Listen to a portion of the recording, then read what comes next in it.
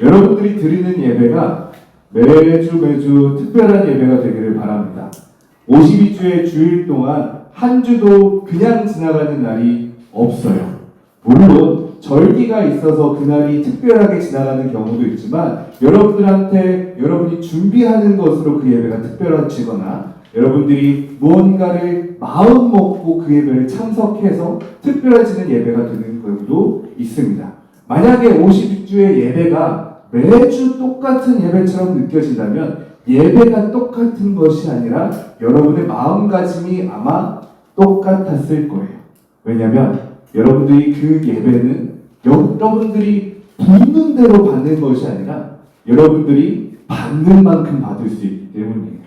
하나님께서 은혜를 주실 때 여러분이 못 받는 것을 어거지로 벌려서 그것을 채워주실 수도 있으시지만 여러분들이 벌린 것을 존중해 주시는 분이에요. 너가 이만큼 벌렸니? 그래. 나는 넘치도록 돕겠다. 너가 받을 수 있는 만큼 받아라.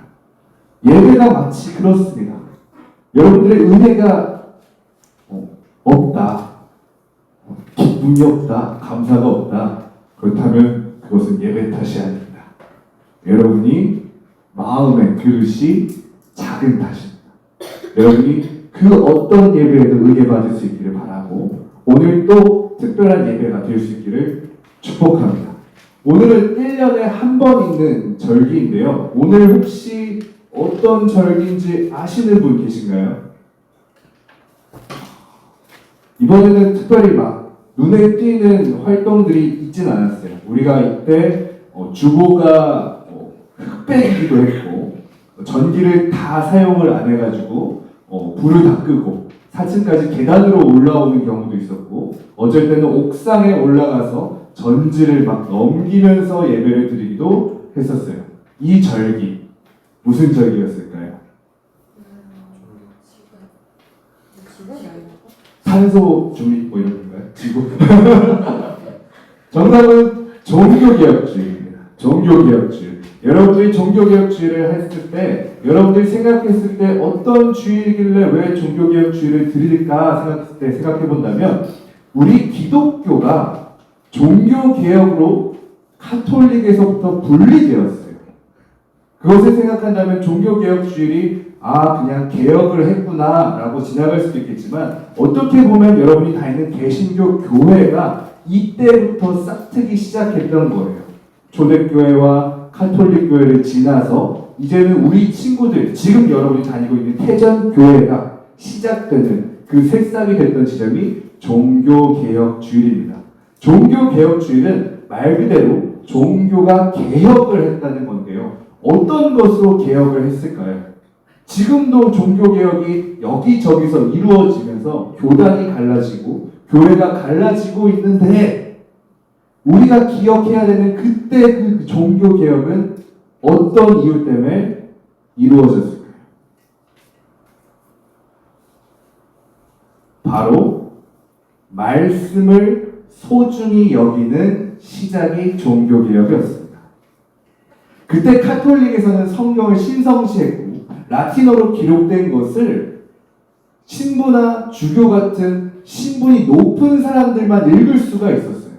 그리고 예배에서 말씀을 전할 때도 여러분들이 라틴어에 대해서 아무리 알고 있는 사람이 없다 하더라도 이 말씀 전하는 사람은 거룩한 언어인 라틴어로 말씀을 전했습니다.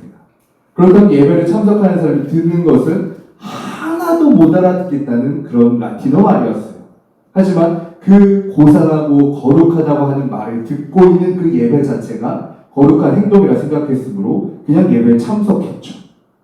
그런데 거기까지는 거룩한 예배에 참석하는 걸 문제가 되지 않는데 성경을 읽을 수 없다는 것을 이용해서 신부들이 이 성경을 자신들의 뜻대로 전하기 시작했던 거예요. 대표적으로 연옥이 있다. 연옥에 아직 지옥과 천국이 결정되지 않은 사람들이 있는데 지금 너희들의 자녀들이 헌금을 어떻게 내는지에 따라 면제부를 따라 사는지에 따라서 이 연옥에 있는 사람이 나중에 천국에 갈 수도 있다. 지옥에 갈 사람도 천국으로 보낼 수 있다. 귀족들은 땅을 내고 귀족들은 돈을 내고 자신들의 가족과 자신들의 했던 죄를 없던 일로 만들었어요. 물론 신부들과 주교들이 잘못했지만 그들이 그렇게 할 수 있었던 건 말씀에 대해서 자기들끼리 비밀로 했기 때문입니다. 종교개혁은 여기서 시작됐어요. 말씀이 모두에게 읽을 수 있도록 팍 펼쳐지는 거죠. 그리고 그때 마침 활짝 인쇄술이 발생되면서 성경책이 누구나 읽을 수 있도록 번역되고 전해지기 시작했어요. 그래서 여러분이 이 말씀을 읽고 이해하고 묵상할 수 있는 겁니다. 이제는 제가 여기서 여러분 헌금을 많이 내야 구원을 받습니다. 11조는 기본입니다. 절반은 내셔야 구원받지 않겠습니까? 남들만큼 낸다고 축복 어떻게 받습니까? 남들보다 더 내야 축복받지 라고 해도 저 사람은 왜 저런 소리 하는 거야? 할 수 있는 것은 여러분이 이 말씀을 알고 있기 때문이에요. 여러분이 이 말씀을 제대로 알고 있다면 흔들리지 않아요. 속지 않아요. 분명하게 이야기하고 계시거든요. 말씀을 소중히 여기는 게 종교개혁에서 이루어졌던 일인데 그것이 그때 카톨릭에서 개신교가 나왔을 때뿐만이 아니라 그 전에도 꾸준히 계속됐습니다. 대표적인 사건으로 오늘 말씀에 나오는 이 사건인데요. 이 사건에서 나오는 왕의 이름은 요시아예요. 요시아는 아주 특별하게 8살 왕이 됐어요. 8살에 왕이 되었으면 어떤 왕이 되었을까요? 여러분들, 여러분이 8살 때 왕이 되면 아마 왕에 대해서 아무것도 몰랐을 거예요. 그렇다면 어떻게 할까요? 이전에 했던 왕이 했던 것을 그대로 따라하는 게 가장 쉬운 방법일 거예요. 왜냐하면 이전에 왕이 했었던 것을 이어하면 다른 사람들이 이미 동의했던 일들이니까 그냥 그것을 진행하면 되거든요. 그런데 요시아의 요시아 왕의 아버지는 므낫세인데요. 므낫세는 아주 악한 왕이었습니다. 바알과 아세라와 많은 신상들을 들여왔고 많은 종교와 우상과 많은 오락거리들을 가득하게 만들었던 왕이었어요. 므낫세. 말씀 속에 보면 오늘 므낫세 이 왕 때문에 하나님의 진노가 그치지 않았다고 말씀하셔요. 요시아 왕이 그렇게 선을 행했음에도 불구하고 요시아의 아버지 므낫세의 악함이 너무 심했으므로 그 진노를 거두지 않으셨다 하는 겁니다. 여기서 하나님께서 진노를 거두지 않으셨다의 포인트를 두는 것이 아니라 요시아가 그렇다면 아버지가 그렇게 악랄한 우리가 봤을 때는 악랄해요. 기독교인이 봤을 땐 악랄해요. 하지만 그때 당시 그리스도인이 아닌 유대인이었다면 그 사람들이 왜 므낫세를 섬겼을까요? 므낫세가 했던 것은 바알을 사람들이 좋아하니까 바알을 더 많이 믿을 수 있도록 했어요. 바알이 무슨 신입니까? 풍요의 신이에요. 풍년의 신이에요. 부자의 신이에요. 물질의 신이에요. 성공의 신이에요. 이스라엘 사람들이 그것을 원해요. 므낫세가 쉬운 방법은 그 뭐예요? 사람들이 좋아하는 것을 주는 거예요. 너희들이 성공을 원해? 내가 성공할 수 있는 그 기도할 수 있는 것을 줄게. 성공의 비법을 알려줄게. 이 바알 신한테 무언가를 바치면 자신의 자녀를 불 속을 지나가게 하면 돼. 아세라 신은요, 환락과 음탕과 그럼 방탕합니다. 오락이에요. 너가 즐겁고 싶니? 재밌고 싶니? 그렇다면 아세라 신상을 섬기러 와. 이곳에 말도 못할 진짜 남자는 이쪽으로 여자는 이쪽으로 모든 오락거리를 다 숨겨놓았으니까 너희들이 즐기고 싶다면 언제든지 와. 므낫세가 우리가 봤을 땐 악한 왕이었지만 하나님 보시기에 악했지 이스라엘 사람들이 봤을 때는 가장 좋아하는 왕이었을 겁니다. 므낫세가 그것을 원했고요. 그것으로 자신의 왕권을 유지했으니까 사람들이 원하는 것을 더 주고 사람들을 꿰어내. 그런데 가장 가까이서 그 모든 모습을 지켜봤던 요시아는 다른 선택을 했어요. 어떻게 그렇게 할 수 있었을까요? 갑자기 꿈에서 무언가 잘못되었다를 깨닫고 했을까요? 아니요. 요시야가 종교개혁을 할 수 있었던 것은 그가 예배드리던 중에 숨겨져 있던 성경책을 발견한 겁니다. 그리고 말씀을 들여다보았습니다. 말씀 속에 우리가 잘못된 것이 낱낱이 적혀 있었습니다. 그리고 그것을 사람들 앞에 나서서 읽게 했어요. 말씀을 바로 세웠죠. 어쩌면 말씀보다 성공이 중요하다고 생각하는 사람들도 있었을 거예요. 말씀보다 오락이 더 중요하다고 주장하는 사람들도 있었을 거예요. 그런데 그 사람들에게 모두 앞서서 그것보다 말씀이 중요하다. 나는 말씀을 바로 세우겠다. 그 자리에서 선포하고 강요하고 가르쳤을 겁니다. 요시야가 종교개혁을 함에 있어서 쉬운 선택이 아니었어요. 왜냐하면 사람들이 성공 좋아하고 바알 좋아하고 당연했던 거거든요. 오락 좋아하고 아세라 좋아하는 거 누구나 그랬던 거거든요. 안 겪어본 게 아니라 그 사람들이 그것을 충분히 만끽하고 있었는데 그것을 금지했다면 얼마나 처절하게 요시야와 대립했을까요? 왕이시여, 그럼 사람들이 싫어할 때, 왕이시여, 그럼 사람들이 당신을 미워할 때, 왕이시여, 어느 지역에서 반란이 일어날지 모른다. 왕이시여, 어느 도시에서는 우리 도시가 분리되고 싶어합니다. 요시야는 그런 끊임없는 보호를 받음에도 불구하고 말씀을 바로 세우기 위해서 끊임없이 헌신했어요. 오늘 말씀 속에 이렇게 기록되어 있습니다. 요시야와 같이 마음을 다하여 뜻을 다하며 힘을 다하여 모세의 모든 율법을 따라 여호와께로 돌이킨 왕은 요시야 전에도 없었고 후에도 그와 같은 자가 없었더라. 이 열왕기하는 10명의 왕들의 이야기입니다. 이스라엘을 다스렸던 10명의 왕들의 이야기.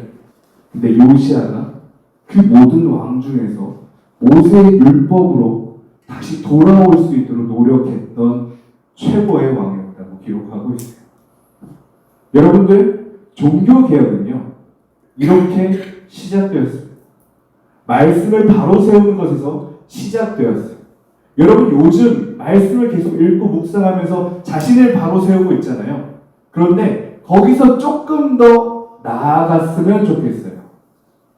예전에 종교개혁이 일어났을 때 루터가 자기 스스로 말씀에 대해서 깨닫고 나서 자기 스스로 자기의 신앙만 고칠 수 있었어요. 다른 사람의 신앙은 저마다의 말씀을 습득하는 정도에 따라 내버려두고 나는 말씀을 읽을 수 있으니 내 신앙 성장하겠다. 자기 개인적인 신앙 회복으로 끝날 수 있었습니다. 요시야가 성경책을 발견했을 때도 이스라엘의 회복이 아니라 자기 신앙의 회복으로 끝날 수도 있었어요. 자기 신앙 회복으로 끝나면은 싸울 일이 없잖아요. 근데 이스라엘 사람들이 모든 사람들과 다투면서 종교개혁을 일으켰습니다. 이 사람들은 어떻게 생각하기에 이런 종교개혁이라는 것을 자신의 개인 신앙의 회복이 아니라 우리 모두의 신앙 회복을 위해 종교개혁을 일으킬 수 있었을까요? 그 사람이 생각하는 것과 우리가 생각하는 것 중에 아주 큰 차이가 있는데요. 이 차이는 바울의 편지들을 보면 잘 알 수가 있습니다. 바울도 그 누구보다 종교개혁, 신앙의 회복으로 이방인들도 신앙을 들어올 수 있도록 예전에 율법에서 벗어나 그리스도인이 될 수 있도록 종교개혁에 앞장섰던 사람인데요. 바울이 죄에 대해서 쓸 때 특징이 있어요. 성경책에 보면 그냥 죄라고 되어 있지만 원문을 보면 죄라고 쓸 때 단수로 계속 써요. 죄. 그러니까 바울이 이야기하는 건 너의 죄, 나의 죄, 따로 있는 것이 아니라 죄라는 것이 하나의 세력이라고 이야기하는 겁니다. 죄라는 것이 하나로서 존재한다는 것입니다. 그러니까 내가 죄를 짓고 너는 죄를 안 짓고가 아니라 죄라는 것이 나를 꼬드기고 너한테도 꼬드길 수 있다는 그 하나의 존재로 봤어요. 그리고 바울은 그거에 맞섰습니다. 요시야도 나의 죄와 이스라엘 사람들의 죄를 분리해서 생각하는 것이 아니라 죄라는 것에 맞서기 위해서 하나님의 사람으로서 자신이 할 수 있는 최선의 노력을 했습니다. 여러분, 말씀을 묵상하고 그리스도로 살아간다면, 예수님을 사랑한다면 기억하십시오. 예수님은 개인, 자기 자신의 구원을 위해서 십자가에 지시고 죄와 싸웠던 것이 아닙니다. 죄라는 존재로부터 여러분들을 반드시 구해내기 위해서, 분리시키기 위해서 맞서 싸우셨어요. 여러분들도 죄와 싸우십시오. 그런데 여러분 속 안에 있는 죄의 일부와만 싸우지 마시고 죄라는 그 전체와 싸웠으면 좋겠어요. 이 죄는 너의 죄야, 이 죄는 나의 죄야 분리하는 것이 아니라 우리 모두가 했던 것처럼 죄와 맞서 싸우십시오. 이 사람의 불성실함, 나는 성실해. 아닙니다. 이 사람은 거룩하지 못해. 불경해. 나는 거룩해. 아니요.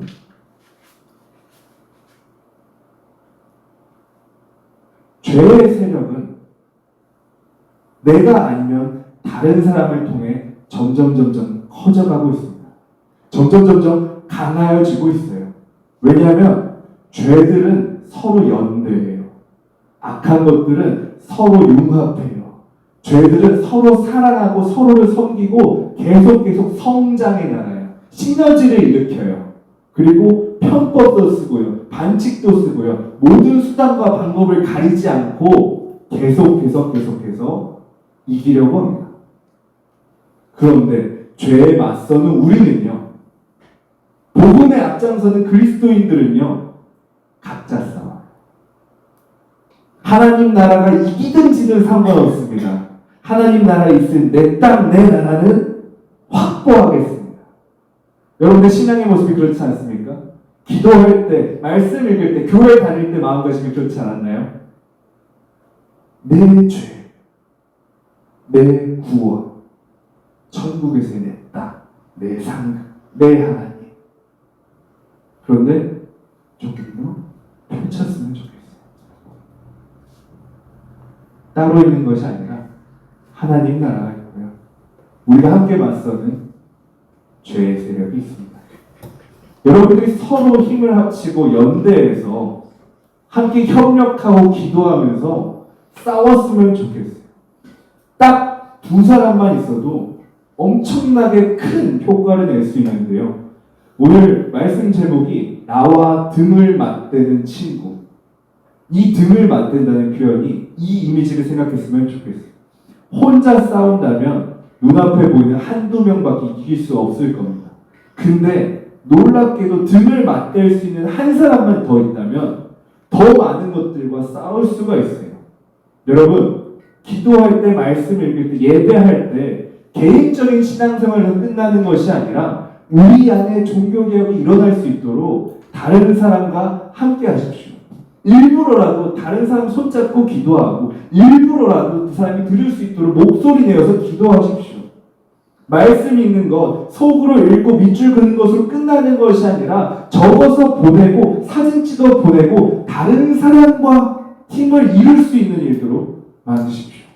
여러분이 드리는 예배, 이 자리에서 끝나는 것이 아니라 여러분이 드리는 예배에서 느꼈던 것과 들었던 것과 마음에 품었던 것을 반드시 다른 사람과 나누십시오. 그리고 예배에 초대하십시오. 다른 이유 때문이 아닙니다. 우리가 이기기 위해서요. 죄의 세력으로부터 하나님 편이 이기기 위해서요.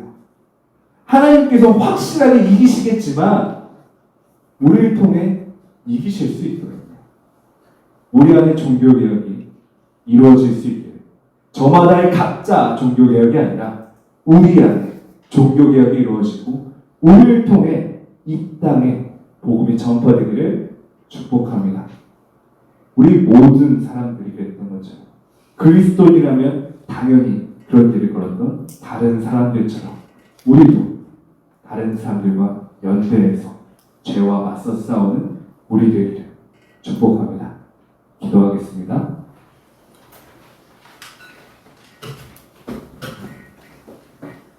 하나님 감사합니다. 종교개혁주일 하나님 앞에 나와서 예배를 드립니다. 우리 예배를 기뻐 받아주옵소서. 하나님, 우리가 예배를 드리고 우리의 삶을 드릴 수 있게 하여 주옵소서. 우리의 예배와 삶이 분리되는 것이 아니라 예배로 이루어지는 우리 삶이 하나님께 드려지기를 원합니다. 들었던 말씀 기억하게 하시고 했던 기도들 간직하게 하시고 하나님, 이 예배가 우리 친구들에게 간직되어서 삶의 모든 순간 속에 하나님의 임재가 이루어질 수 있도록 하여 주옵소서. 우리 친구들의 신앙생활이 개인적인 일로 끝나는 것이 아니라 하나님께 쓰임받는 신앙 되기를 원합니다. 마치 예수님처럼요. 예수님의 이름으로 기도드립니다. 아멘.